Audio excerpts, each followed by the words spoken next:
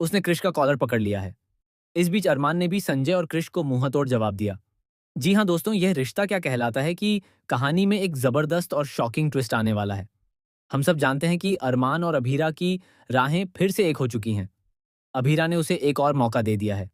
हालांकि यहाँ सबसे बड़ी समस्या यह है कि अभीरा यह समझना चाहती है कि इनके बीच बार बार गलतफहमियां और लड़ाइयां क्यों होती हैं।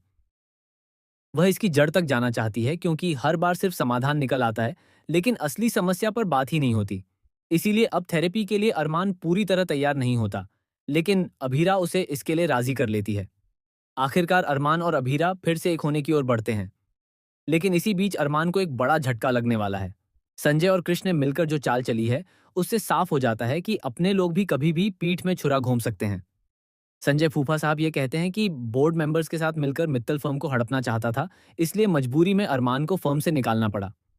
लेकिन असल सच्चाई ये है कि उन्होंने अपने फायदे के लिए सब कुछ किया है। मित्तल का साथ देकर वे उसकी गुड बुक्स में रहना चाहते हैं, और दूसरी तरफ अरमान को हटाकर कृष को पूरी जिम्मेदारी दिलाना चाहते हैं ताकि फायदा सिर्फ इन्हीं को मिले। ये लोग ये भूल गए हैं कि अरमान के साथ अभीरा है, उसकी सबसे बड़ी ताकत, उसका सहारा। अभीरा अच्छी तरह जानती है कि यह फर्म अरमान की मेहनत से बनी है और उसे हटाना गलत है। इसी बात से गुस्से में आकर अभीरा फिर से अपने पुराने शेरनी वाले रूप में आ जाती है और क्रिश का कॉलर पकड़ लेती है। क्रिश घबरा जाता है और अपने पापा को पुकारने लगता है। वहीं संजय फूफा उसे धमकाते हैं कि कॉलेज छोड़ दो, वरना अंजाम बुरा होगा। लेकिन अभीरा साफ कहती है कि जिसकी बात में सच होता है, उसे आवाज उठाने से कोई नहीं रोक सकता। झूठ के सहारे कोई ज्यादा देर तक टिक नहीं सकता। ये फर्म अरमान की थी और हमेशा उसकी ही रहेगी। अब अभीरा तय कर चुकी है कि वह अरमान को वापस फर्म में लाने के लिए हर संभव कोशिश करेगी और संजय, कृष और मित्तल को उनके की सजा दिलाएगी। दूसरी तरफ अरमान भी संजय और कृष को माफ करने के मूड में बिल्कुल नहीं है।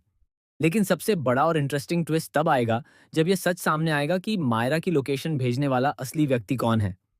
क्या अरमान इस पूरे खेल का पर्दाफाश कर पाएगा?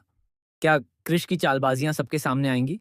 और क्या अरमान फिर से फर्म में अपनी जगह वापस हासिल कर पाएगा, वह भी अभीरा की मदद से?